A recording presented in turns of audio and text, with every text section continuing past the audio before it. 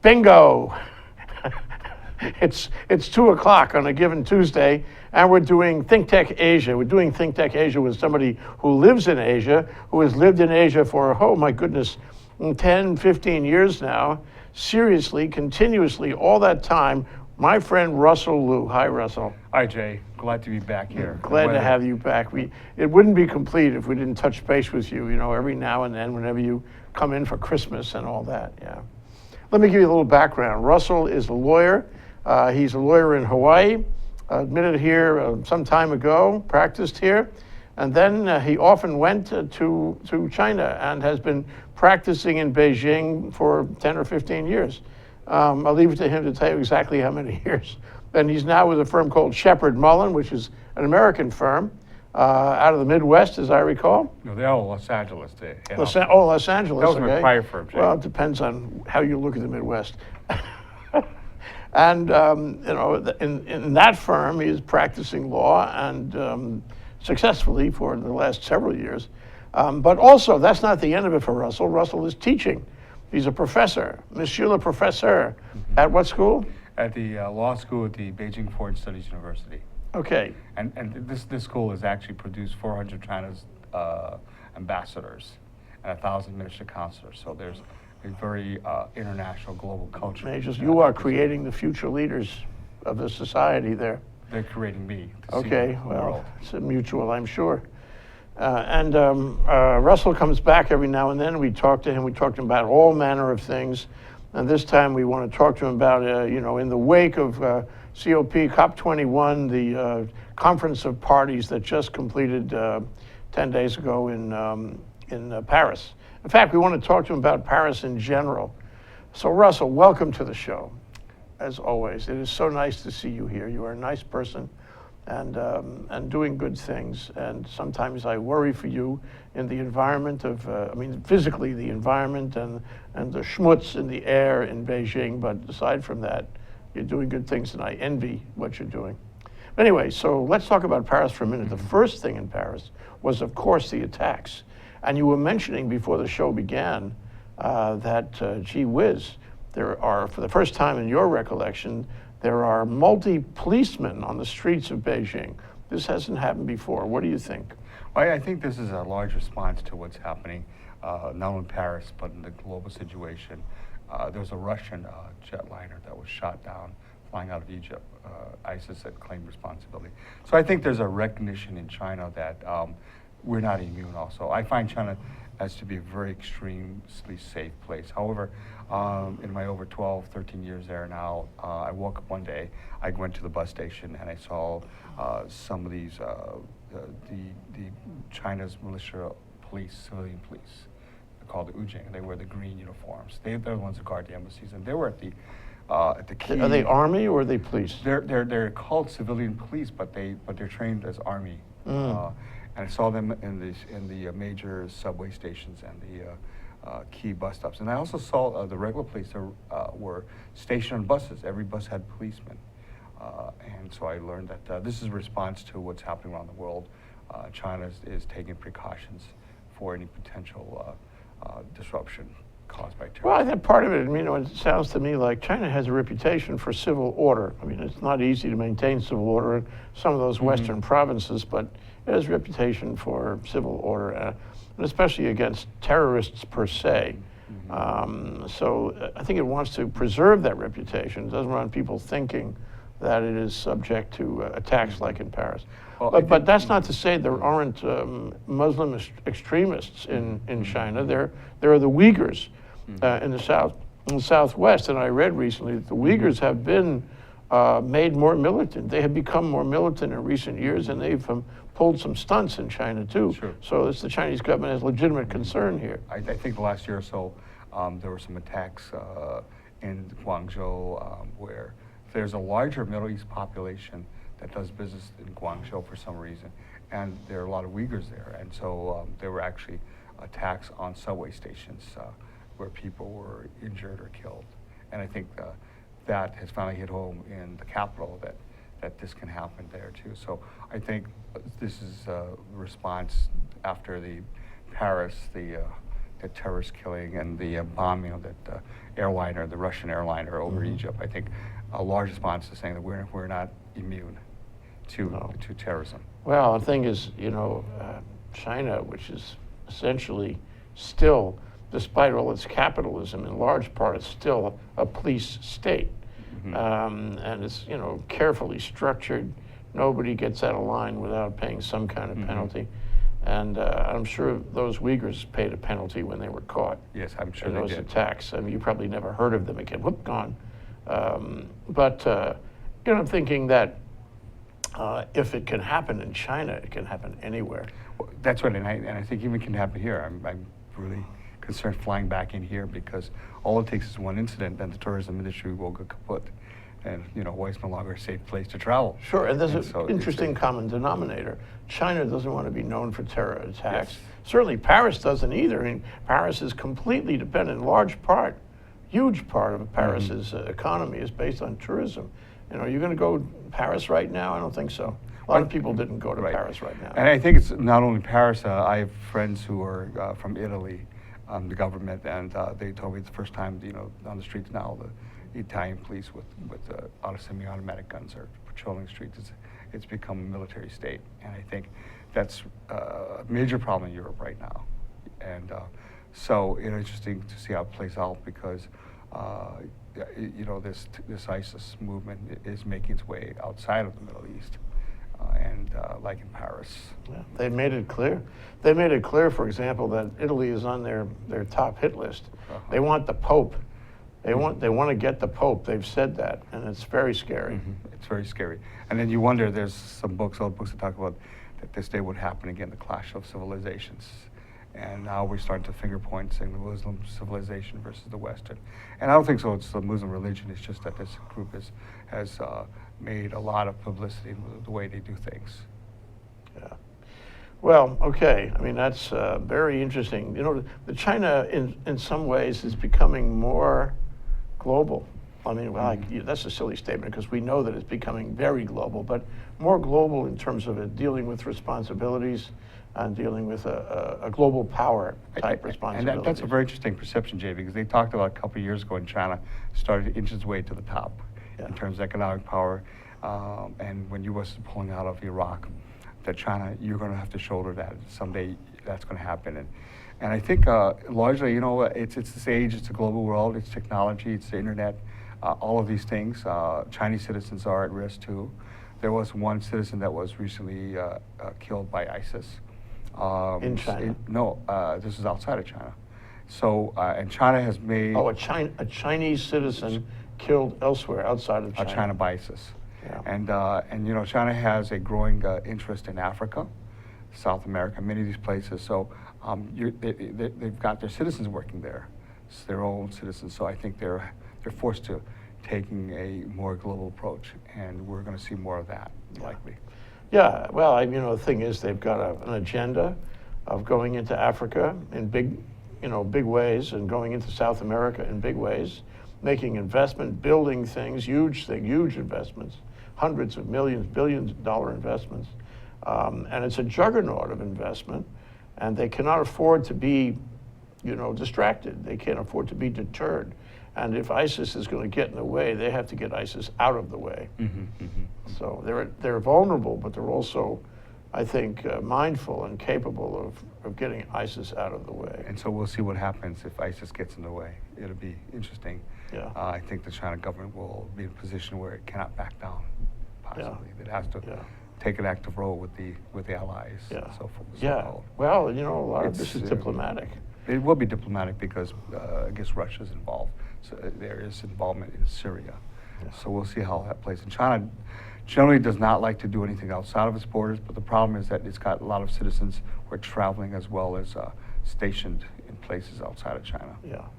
There's a big presence. So, the message, the lesson I get out of this, and you confirm it, is that China is thinking like a global power. It is acting like a global power, like it or not.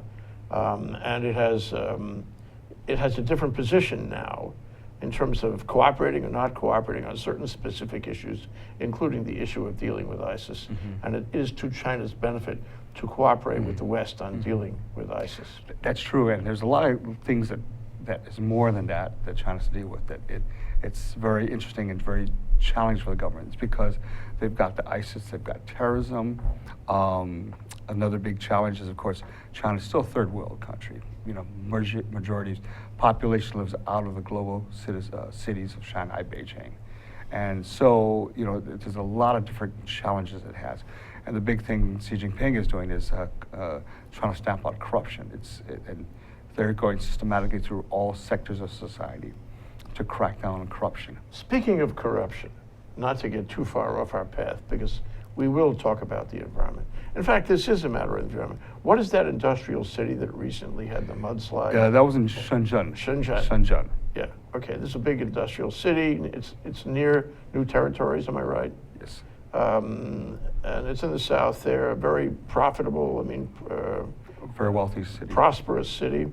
A lot of major global manufacturing going on there. A lot of labor is there, and a lot of housing is there for the labor. And come to find, they threw all the construction debris on top of this hill, and the hill became unstable, and it fell down on the construction dormitories below, and people were killed. A lot of property was destroyed. A lot of people lost everything because of this mudslide, avalanche mudslide. Now, would you say that's corruption? Would you say that's just bad management? What happened there? Well, I think it's a combination of things. It's bad management. I think there's a tendency to rush to make profits without ensuring safety, number one. Number two, I don't know if there's any government regulations violated or somehow skirted or avoided. There are a possible number of factors, and I think they're looking for those answers. And in the end, I think somebody's going to be responsible for it. Somebody from government's going to be responsible for it, because this is the kind of things that the Chinese government, at least in Beijing, do not want this to happen. It's embarrassing. It's not only embarrassing. If you're going to be a first world country, you don't want this to happen. It's not only embarrassing, but the fact is that there must be some kind of form of maybe corruption involved here. Yeah, sounds like it. Yeah. And you know, this is a city, it's prosperous, and it's far away from the center of powers. So that shows the government doesn't have control. Yeah, so this is a good opportunity for them to get clamp down, control. to get They have control. a reason to go in and assert control. That's right, because it's a national policy now, you know, avoiding corruption and so forth. Yeah. So we'll see some things happen. What struck me, though, in just watching the news story on this, Russell, was that the people whose homes and property were destroyed, whose lives were really, you know, in the street now. They're sleeping in gymnasiums. You know, they have nothing left. They didn't talk about insurance. And I wonder, what is the deal with insurance? You know, homeowners insurance, landlord-tenant insurance. Is there no insurance for middle-class people like this? Well, I think the insurance industry is still developing. It hasn't developed. And I think that that's a problem where now they're back on the streets again. And I think that that's a problem, but I don't think it's going to be resolved overnight. Insurance is still a concept that people don't think I don't need insurance. If I was a middle-class worker, a factory worker, I would, and learning about this, which I guess if it's in the press here, it's probably in the press all over China too. You can't be sure, but I would assume it is. You knew about it, you found out about it while you're in China, I guess. Then I would look for insurance. I would be hungry for insurance. I wouldn't want this to happen to me. And if I were an entrepreneur, a capital concentration of some kind, I would say, gee, let's make some insurance products. Let's get approval to make an insurance company. Let's sell everybody insurance. Let's make a lot of money. Well, I think that the idea of insurance really in our world here is because we have mortgages, and the banks will not allow you to have this place without paying insurance. It's for taking the bank interest. In China, many times they will buy their homes outright with cash. Yeah, so nobody's demanding. Nobody's demanding. But that may change now. And it's on your radar. Again, the only way to change is the government imposes it. Again, and I don't think the government will impose it if most of the people don't have mortgages against the property. Yeah. Now, one thing to go back to the mudslide here. You can say it's corruption, you can say it's bad management, but fact is that somebody wasn't thinking correctly where they put all this construction debris into a kind of ravine, and there was no way to structure it. It became unstable, and it slid down on the town below. That's bad environmental management, and that, to the average person outside of China, the reaction would be, there they go again. They don't care about the environment. They'd rather make a buck than preserve the environment and see what happens here when they turn their back on the environment. Now, so what kind of attitude do we have in China these days? Well, yeah, that's interesting you asked me that, because I think about that question all the time. And I think in the Chinese world, they are more, they take more risk. They're more risk tolerant than we are in the West. They have nothing, and they have something. And they know they can get back again, start all over again. Mm-hmm. And the idea of having to put up money for all this insurance and all that stuff, they can be using the money to do something else, and they'll take the risk.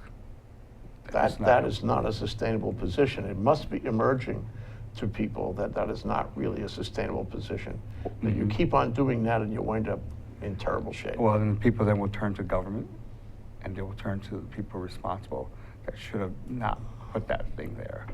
And it's obvious risk. So some fair people have the suspicion that somebody knew what they were doing, and they were getting away with it. How they were getting away with it?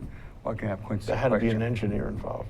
Right? There had to be somebody who knew what they were putting with the earth materials and the concrete material that they had in their construction debris, they're putting it in place.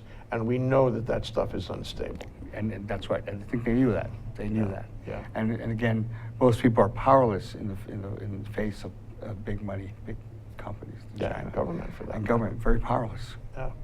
They say the word "mibanfa." We're going to take a short break, Russell. And when we come back, I want to talk about that whole issue, that continuum of concern, call it, mm-hmm. in China, as against what China did in the COP21, the Conference of Parties Environmental Conference, just 2 weeks ago, not quite, in Paris. We'll be right back. Great.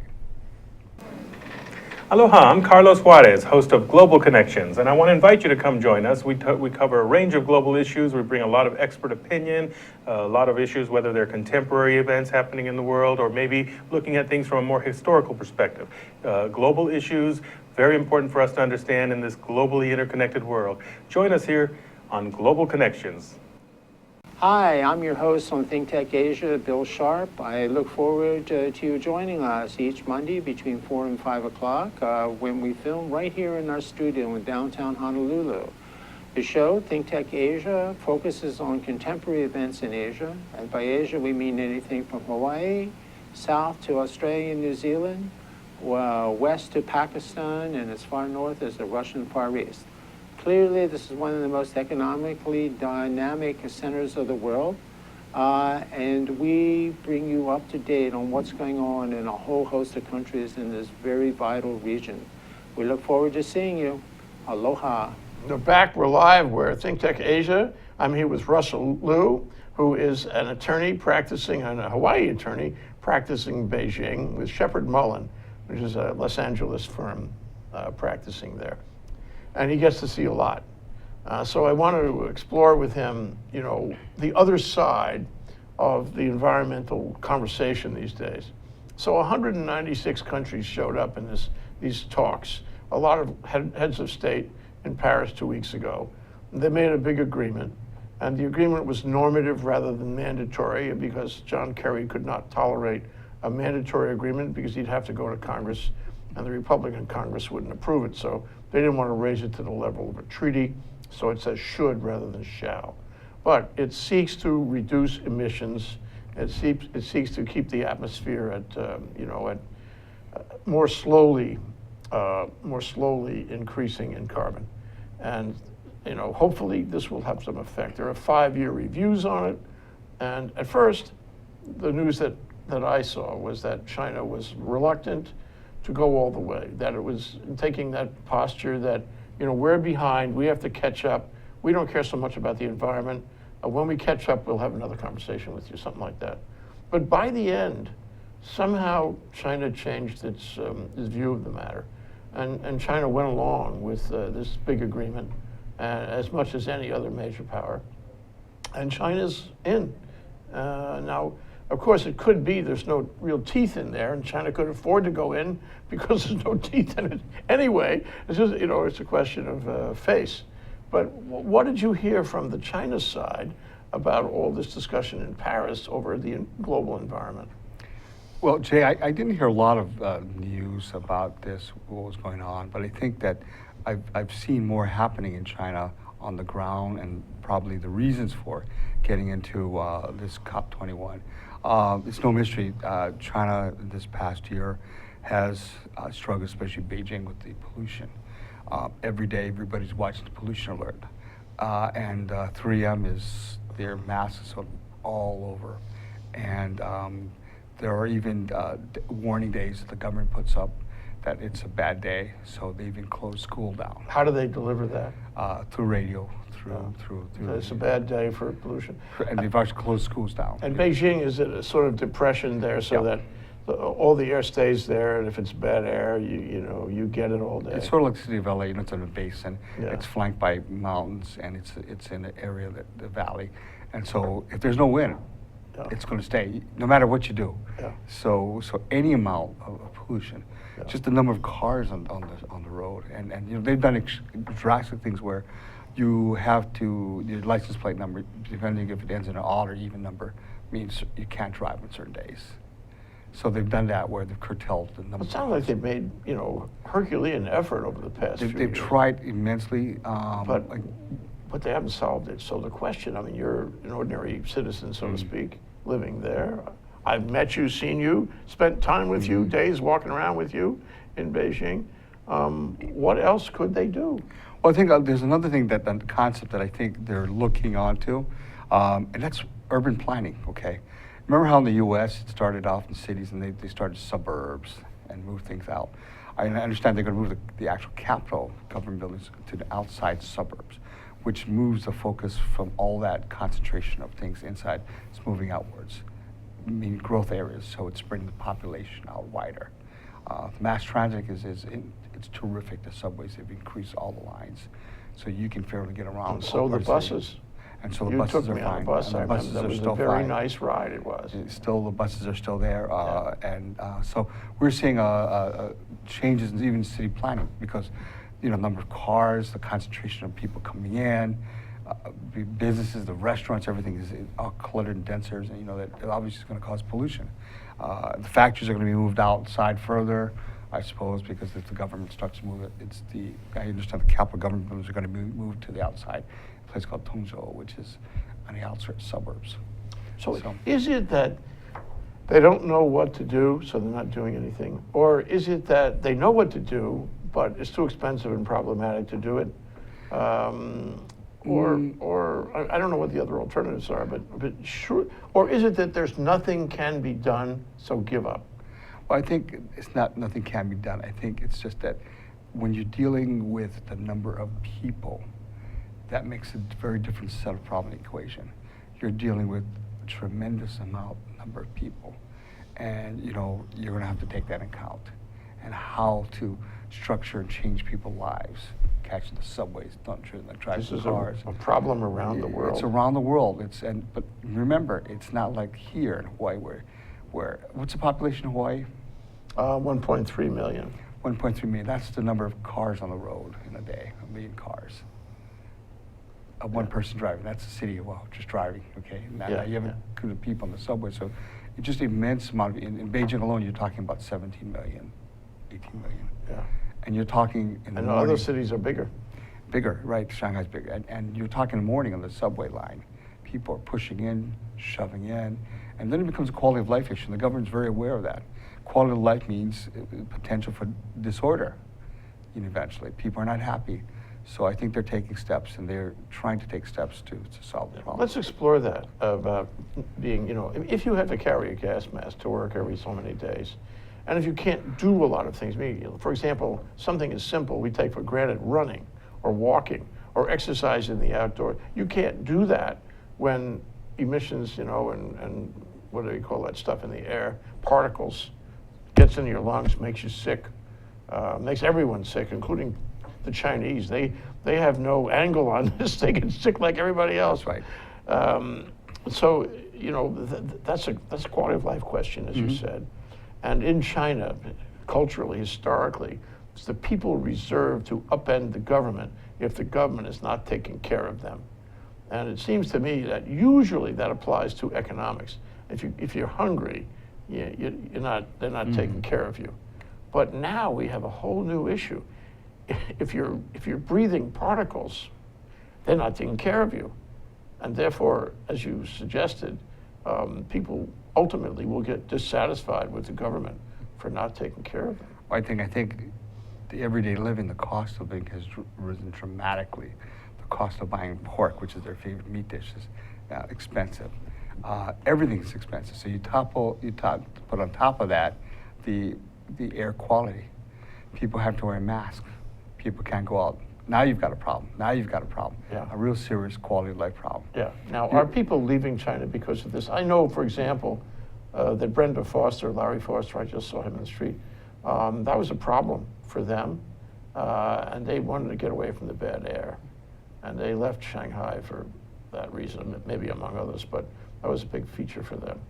And I think must be a lot of people. I mean, myself, if I was there and I came there, spent my time there, enjoyed the place in reasonably clean air, and then one day it started to get dark, I would think about leaving. I wouldn't stay, and I wouldn't spend my life in a polluted environment. And I imagine a lot of people who have the choice to leave do leave, and B, a lot of people who have the choice to go don't go because of this, process. And that's the expat population. There's a bigger turnover. People don't want to go there. People want to leave because it's got worse, and I think it's going to get worse. The China government does recognize that, I'm sure. Not only that, but a lot of the talent that they have may not want to work in the big cities. They want to stay in the U.S. after they come to school here. So many different things. The thing about going back after school or going back after some time in the U.S. Seeing that, and it's not funny. Is it true that they sell air in China? I haven't seen it. Yeah, bottles of air. I remember one family that went to one of the westerns. He was a teacher out of New York City, and he went to some western place west of Beijing, and he was teaching there. And his wife constantly had to clean the particles of air, the particles of soot that came down on the food, on the clothing, everywhere. She was busy cleaning these particles off everything. I mean, it was really hard to live that way. And it's not only the visitors, it's the Chinese too, who know the difference. So I think what's happening here is the country is becoming, this is eroding the prosperity, don't you think?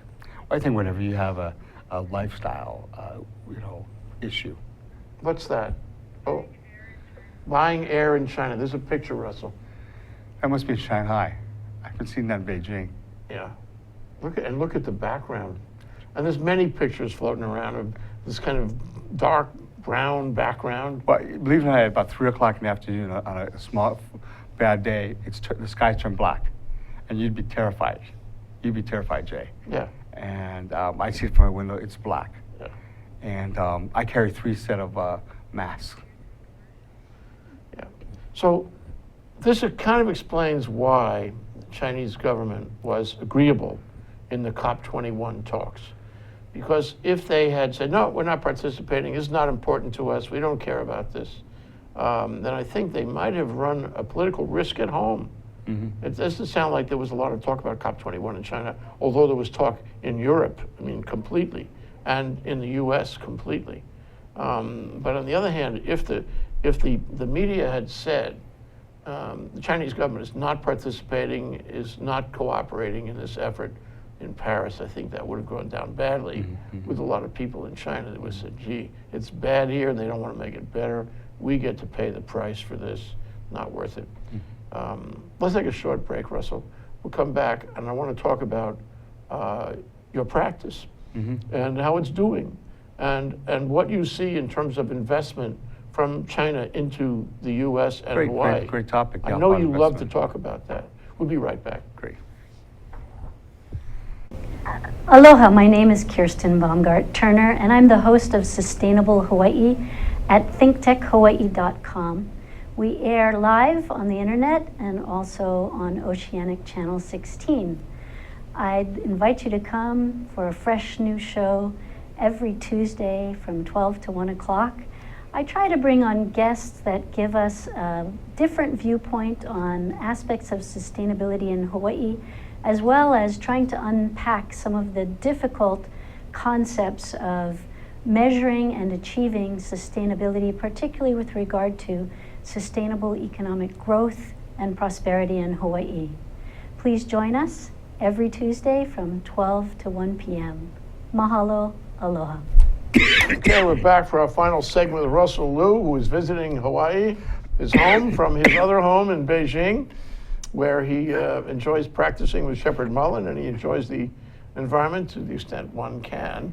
But I wanted to ask you about, the practice in general terms, how China is doing, whether the lawyers are making money, whether there are projects going up in the same way they were before. What does it look like? Well, Jay, I think there are a different kind of business investment in China today. Previously, the Chinese were doing things like building massive hotels, big buildings. Now we're seeing more service-oriented type of industries. We're seeing more medical products, health products. We're seeing more high-tech investments, things of that sort. And I think that that still is an area that's going to grow.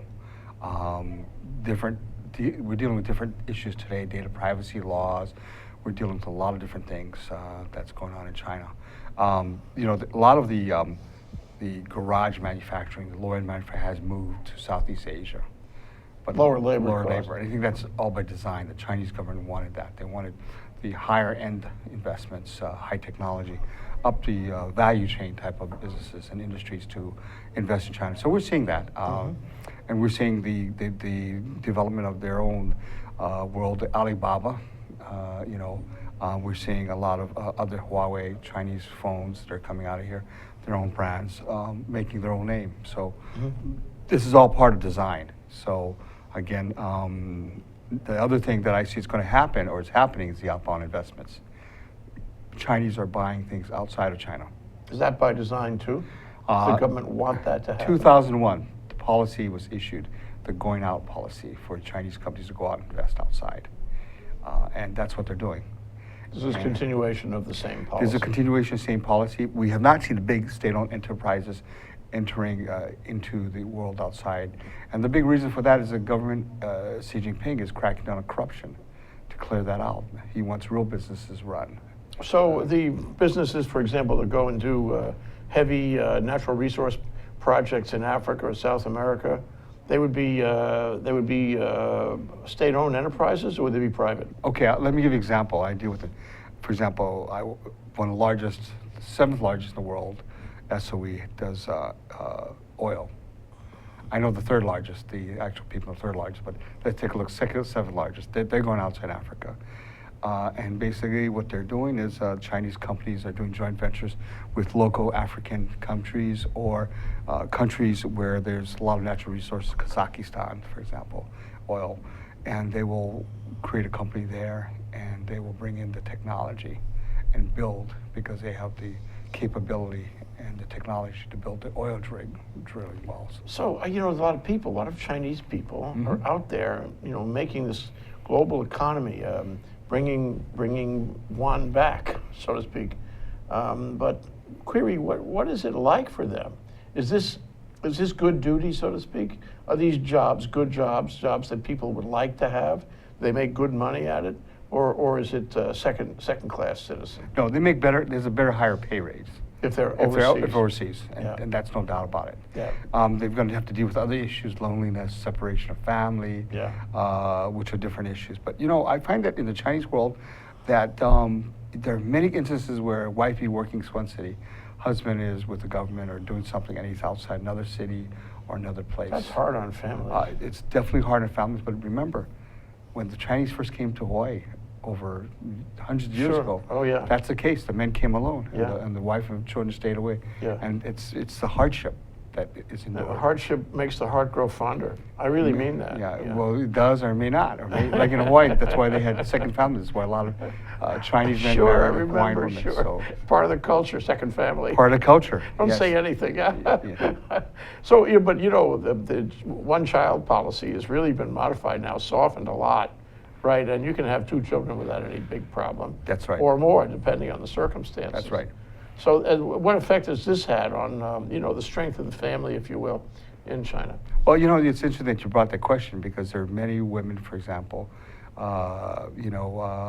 who have that one child. They want that second child. And there's been a problem because in the universities across China, you have more women attending college, very few men, because it's just that there are more baby girls that are born. And so they're going to end up in society. It's a probably male without paradise then, right? One of it's a male paradise, but the women, you know, are off into realizing that they got to take care of themselves. Okay, and for example, here's a comment that came from the head of the Beijing Bar Association a year ago. He was worried because they train all the women lawyers to become partners, and they have a high attrition rate because when they hit the age, they have a baby, they leave, they put investment in that, and all of a sudden you don't have these partner resources. Yeah. So that's a problem. You got to use that as a planning factor, yeah. It's a planning factor. I mean, it's real for the Chinese world, and not just because, you know, there's gender discrimination. It's real. It's going to happen. But there are a lot of women lawyers in China, right? A lot of women lawyers. Would you say it's more than half women lawyers? Well, in the law school class I teach, about 90% to 95% are women. In your classes? In my classes, every one of them. Isn't that interesting? Every one of them is like that. Wow. And these So women are very sharp, Jay. no such thing as male dominance there. No, it's going to be female dominant. The world is going to change. I'll tell you why. Yeah. Law school enrollment applications in the U.S. have dropped 40%, and a lot are not attending law school. So, law schools in the U.S. are making a dramatic push to get Chinese law graduates to come in enter the JD program, Yeah. and they will pay full fare. Yeah. It's good for the law schools, for sure. Good for law schools, and we're seeing more of that. A third of my students go off now. I'm seeing more and more. It's part of the culture, isn't it? They want to. It's part of their training. It's part of their being prepared to ultimately to practice and possibly to practice in this country. Well, you ask the Chinese why they do it. I want a better life. This is not a bad idea. It's not a bad idea. So I think the global legal service market is going to change a lot. There's going to be a lot of sharp Chinese lawyers who are actually going to be American lawyers and get dual Well, license. there are some law firms in this country, not in Hawaii, but in the East Coast, where it's a Chinese law firm, period. And they're practicing American law in America, but they're a Chinese law firm. It's quite interesting. I want to go to one last thing before we break, before we close our show, and that is, recently it's reported that a Chinese company had acquired 2 hotel parcels in Kapolei, 2 of the remaining hotel parcels in Kapolei, and that was a $200 million acquisition, with the idea that they would build $1 billion worth of hotels out there. I'm not involved in that. I wish I was. Yeah, me too. Well, who was the company, Jay? I don't recall offhand, but a Chinese company. Well, I And know- this sort of turns a corner, doesn't it? This, we've had some acquisitions and some Chinese investment in Oahu, in Hawaii, but this one's a big one. I know the Chinese have quietly bought a number of golf course properties, but these hotels are major properties, and this will be a major investment. Yes, and I think Hawaii, again, is going to have a run of Chinese investment money coming there. I see that coming down the pipe. And I'm not sure if this group was one that bought the Rainwood, which bought a hotel property in Kauai and wanted to be on Oahu. So it'll be very interesting to see. I'm not sure who this group is, but in any event, I think that they come in very quietly. There's no fanfare. Like the one property in Kauai, I think that was something that was done through a London-based middleman. I'm having somebody come in a few weeks. Chinese will want to look. Again, they don't tell you what they really want, but it's interesting that it's going to happen. I think, but this place needs to gear up. There are different things that they're looking for, and again, I'm not convinced Hawaii is quite ready for that infrastructure yet. for the Chinese tourists. Yeah, oh, no, I agree with you. That's not ready yet. And your old saw about there's no Chinese signs in the airport, still the case. Well, I'm just curious, Jay, I'm asking you that. I did a project over when Governor Cayetano said we put in Chinese language tapes, Beijing accent, and they took it down in a few weeks. And then we had direct flights since last year, April, and January for Air China, but there's no language tapes in the airport, and I'm surprised. And I think that's interesting because when I go to Haneda Airport, I get off the thing, catch the Haneda, the shuttle to Kichijoji. Chinese language. Chinese language there with Japanese. And in Chinese airport, the T3 I was leaving, there is Chinese and there's Japanese and there's Korean. So I'm kind of wondering, maybe we haven't got something right here. I don't know. That's a big mystery. And I gotta say it's okay to put Chinese tapes. It's okay, but there's two sides to that whole issue. One is we have to have the infrastructure to draw them and to have control of the situation. We want them to invest. We want foreign investment. We like foreign investment. But the other side, and I'd be interested in your thought about this, is we have to manage the foreign investment. We can't let them come in and do whatever they want. All foreign investment in an island state has to be managed. Well, let me give you an example. I used to be, when I was about 15, 16 years, I worked for Mackinac stores, Sabo stores in Waikiki. And I remember they used to call me, Russell, come to the bathroom. I was the only male in that thing, clean it up. And there were guys that were Japanese tourists that were using the bathroom like a squat toilet. Managing it, things will get done, things happen. People change, people learn. I don't think Chinese tourists are that bad. I think I was at the Lobster House the other night, and they're all patronized by Chinese people. They love lobster. It's too expensive in China. And I didn't see smoking around or anything dirty. And again, they're learning the game.